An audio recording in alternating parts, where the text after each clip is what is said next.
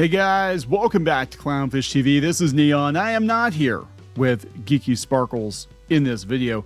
I'm going to talk to you about Metroid Prime 4 and the drama, the continued drama around this damn game. Now, I want to disclaim this video right up front. I have not played this game. I am not interested in playing this game just based on the cutscenes alone. I have no interest in playing this game, and I love Metroid, but this does not look like Metroid to me. It looks like Halo. Not even good Halo, but like new Halo. It looks like Destiny. It looks like Mass Effect, and not the good ones. I'm just not interested, guys. If you like it, more power to you. But we're going to talk about some of the drama, including the motorcycle amiibo debacle. Nintendo stands losing their absolute minds on social media, and a possible explanation as to why this game is so cringy. We have activists working on this game, people who have been known to fetishize Samus Aran as trans and fanfic and all of that. So this might be why this game is not really resonating very well with players. Now, critics are giving it a really good score, I believe. Let's go out to Metacritic here real quick and see what the updates are. I know yesterday it was like 80. It's still 80. But you're telling me that there's only 258 user ratings on here? 8.5 for users. Yeah, 80. Generally favorable. 79 was what Other M was. And a lot of people are like, yeah, this is going to be the other M. Oh, also we're going to talk about this level looking like a giant vagina. Yeah. What's going on here, Nintendo? Oh my God, Nintendo. You know, if I put this in the thumbnail, I think YouTube would probably strike this video or demonetize it because it's got genitalia in it. I'm just saying. It does look like a certain part of the anatomy. So let's talk about this. Before we get into it any further, please subscribe for more pop culture news, views, and rants, guys. Go out to more.clownfishtv.com. That's more.clownfishtv.com for more Clownfish TV podcasts and content out there. We're working on getting the forums up. We're letting people in slowly. We're getting there. And we're going to be ramping up content going into 2026. So this is we're going to talk about the situation with amiibo. So this is what Deserto is saying, and Nintendo fans are getting very upset with them. They said that they're misrepresenting the situation, but they said that the motorcycle level is silent unless you buy an amiibo and unlock music. So for $30. I'm sitting here like, why the hell is Samus tooling around a mostly empty desert on a freaking motorcycle in a Metroid game? And this level alone looks very, very Halo to me, very Destiny. And again, not in the good way.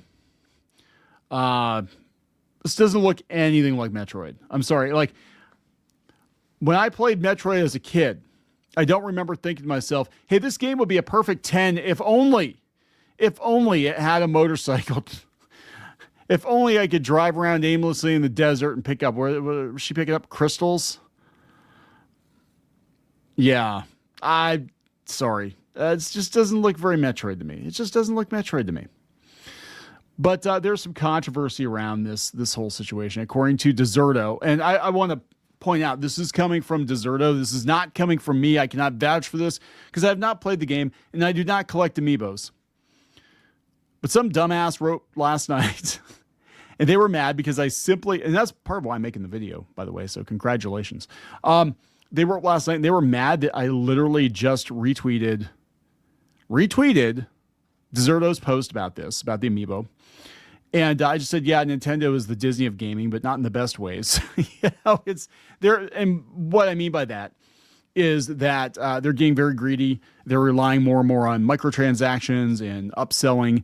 And, they have some pretty crazy fans. I'm going to be honest. They have some very diehard fans, I would say, stans. And sure enough, that's all it took to trigger one of them This person shows up in my mentions and said that I've lost all my credibility because I retweeted a Deserto article and I was going to make a YouTube video about it and I was going to misrepresent all the facts. No, sir, ma'am, they, them. I am not going to misrepresent the facts. I'm going to tell you, I'm going to read an article by Deserto, and if it was factually incorrect, I think by now being a fairly reputable video game news source, they would have changed it, and they have not changed it. So I think they're probably correct. This is so weird. If you want to make a segment about this on YouTube, don't forget the fact you can emulate amiibo quite easily. Can you do the same for DLC on all other platforms? Oh no, I guess you'll admit this if you consider this as a topic. Let's be real for once. This isn't about amiibo. This isn't even about DLC. I don't give a shit, dude. I don't give a shit. This is about clicks you can get by covering Nintendo, which is bitch slapping the entire gaming industry. Yeah, with lawsuits. They're slapping the entire gaming industry with lawsuits and players. You won't acknowledge this because it doesn't fit the narrative and it would ruin your credibility. It's incredible how fast you can ruin your trusted credibility by not even covering the fact that you can unlock all this without amiibo. I just retweeted the article, so I had to reply.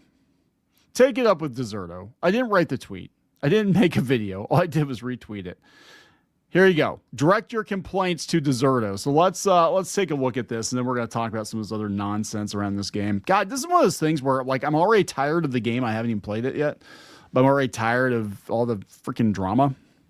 Metroid Prime 4 players stunned as music is locked behind a $30 toy. So on December 3rd, Game Explain's Andre Segers, I don't watch Game Explain, posted a video showing Samus riding her Viola motorbike through the desert. Besides the hum of the bike and the occasional noise from the boosters, the entire clip plays out in near total silence. I don't want Samus on a motorcycle. Sorry. Players quickly point out that the silence isn't a bug or design experiment. You can break the silence by purchasing the new $30 Samus amiibo, a toy that can be scanned on the Switch 2, which allows you to change the background music when driving around the sandy dunes. Japanese amiibo website confirms that scanning the Samus amiibo enables background music during the desert bike travel, while players also get a shield that blocks up to 99 damage and fully restores her health once per day. Those who don't purchase the figure cannot currently listen to any background music and instead must drive in silence. Those who own the amiibo mentioned that it unlocks a radio feature that allows you to switch through tracks like radio station, choosing the theme that best fits your mood. While some fans see these additions as harmless extras, others aren't so pleased. One commenter wrote, "People need to call this out way more. This is literally just microtransactions at the price of DLC." Another joke, the bike named after a musical instrument plays no music. Yes. Adding to this is another $30 amiibo, Samus and Viola, that lets players watch the full versions of the fragmented movies scattered throughout the story. So if you want to listen to some music during your sci-fi adventure, you'll need to add the Samus amiibo. And I don't think anybody corrected them on that, did they? I don't think they did. These people are like really just, God, I get so tired of it. This doesn't help your case any. Like everybody's like, no, Nintendo's the good guys. Everybody, Nintendo are good. And look, I have many Nintendo consoles. I have many wonderful memories of Nintendo. I like Nintendo products. I try not to look at the news cycle for Nintendo because it seems like every other day they're doing something that I feel is kind of anti-gamer. More so than they've been in the past, right? I don't know if it's a shift in management or what, but I'm not liking it. I'm going to be honest. And also the Switch 2 is massively overrated. It is a massively overrated console. It really is. Wait a couple of years until they have some better games. If you're going to get one, that is my personal opinion as an owner of a Switch 2, because I hate Nintendo so much. We have a Switch 2. This person said, I thought people wanted Metroid to be lonely and isolating. Yeah, Metroid Prime has some total bangers. Having good music doesn't have to be at the expense of the atmosphere. It just doesn't look like Metroid. It looks like Halo. It looks like Destiny. Wow, I hate the NPCs. It ruins the atmosphere. Lonely desert atmosphere. Wow, where's the music? Where did I complain about the NPCs? I'll complain about the NPCs. They're freaking awful. They're awful. Is that not the point? It's a barren desert. If the point is to be bland, I propose they chose the wrong thing to focus on. As far as I know, the jukebox opens up for the music selection once you 100% the game. Most people only play the game once, so it doesn't really help them. So apparently you have to scan the bike amiibo to get the radio. That's obnoxious. What the hell, Nintendo? Microtransactions, Disney. That's what they're doing. I don't know. This person says, is the game worth it? Andre says, hard to say. Outside the desert, it's been okay. I need to spend more time with it to say for sure. That's fair. You're not allowed to say that, though. God, the people out here are just defending this game blindly. It's like, this is the best game ever. You just hate Nintendo. It's so weird. I don't even really dip in on Nintendo that much on Twitter for sure. And all I did was retweet one stupid thing, and these people showed up. So let's give them something to talk about. Let's talk about this person here. This is Megan Fausti, they, who has come under the microscope because they apparently were working on this game. They're apparently the writer. Yeah, Megan Fausti, Star Wars Jedi Fallen Order, is writing Metroid Prime 4.